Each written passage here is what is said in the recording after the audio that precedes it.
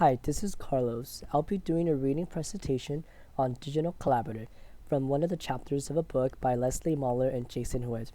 The title of the chapter that I'll be presenting is Creating a Culture of Digital Collaborative in an Online Learning. Technology is now considered to be an essential part of a student's life, especially outside the classroom. Many students in the 21st centuries are engaged in personal learning networks, where learners are using technology to communicate and share knowledge with people all over the world.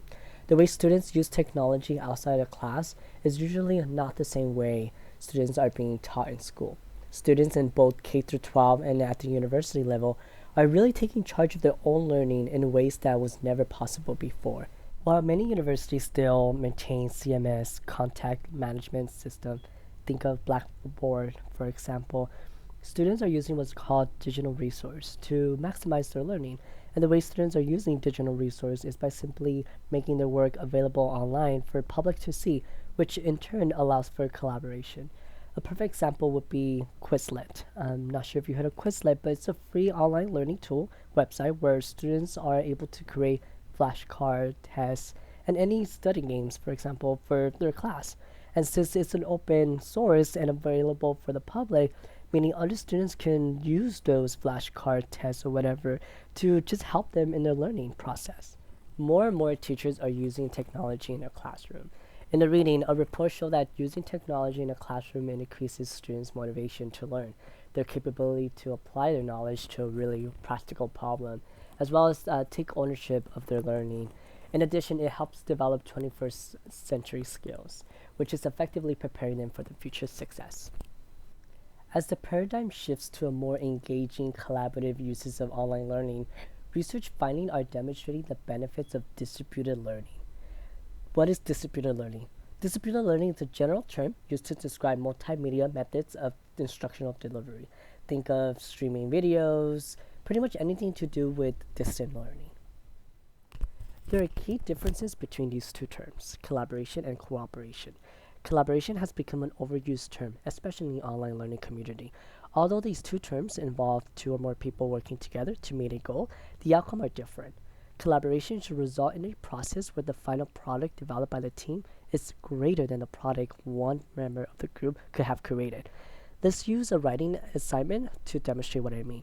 So if the group divides the task among themselves and each of the members complete their own part, and then they decide to meet one day to put it all together into one document, this approach of learning is not considered collaboration.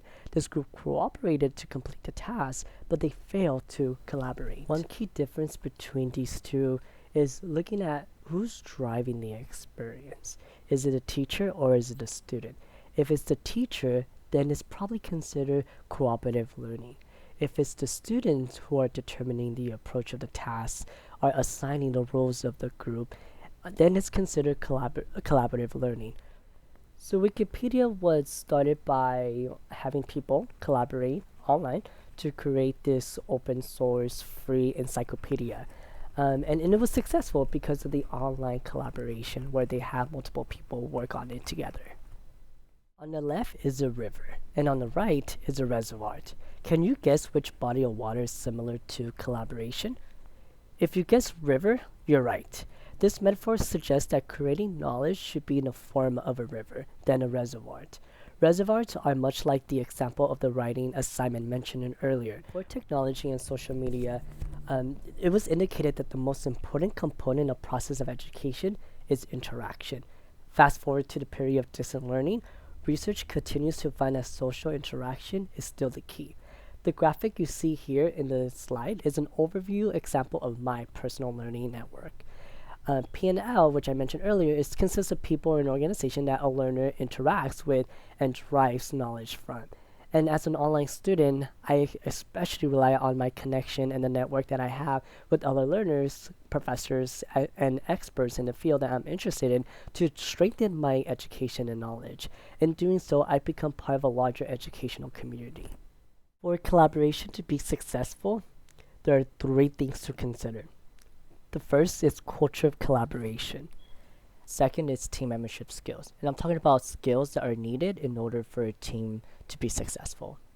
And the last thing to consider is collaboration space and tools. Remind you that collaboration could be in the form of asynchronous or synchronous learning. Collaboration alone is not sufficient to engage an online learner. Collaboration must be engaging. And so it's important to note that not all online learning experiences are equal or accomplish the same levels of engagement and deep learning. So whenever possible, students should be given a case study to examine that provides an authentic issue on relating topics.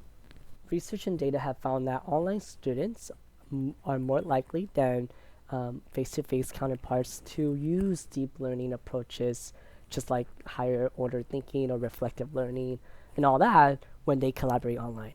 In this reading, they mentioned Warren University, and much like our program at USC last year, it was emphasized that the students should demonstrate their learning through various of online technology.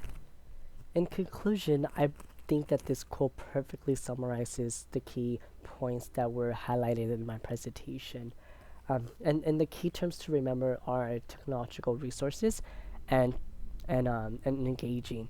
In respect to collaboration, because of the advanced technology, right? It makes collaboration easier to achieve. However, engaging is very, very important in making sure that it's being implemented when given the opportunity to collaborate. Now that we have established the key points of digital collaborative and online learning, let's apply the readings into some of the four pillars. One of them, accountability. As instructional design, it is important to establish an accountability system, especially when implementing collaboration online and setting clear communication to the learners. Now let's consider diversity as one of the four pillars. We know that not all classes are the same, right? And so we need to make sure that we are looking at each of the courses individually and looking at the cultural differences, just as learner skill sets and what technologies can we use to maximize the learning experience. As for my capstone project, I am designing and implementing an online course that will teach high school teachers how to effectively use Google Docs to enhance students' collaboration. Since my capstone project is an online learning environment, it is important to show the teachers all the different tools and features of Google Docs in the form of a teacher to student relationship as well as student to student, because as I established earlier in my presentation, that collaboration should be a student driven experience. This concludes the end of my presentation. Thank you for taking the time to listen to my presentation on digital collaborative, and I look forward to hearing any questions or comments you may have.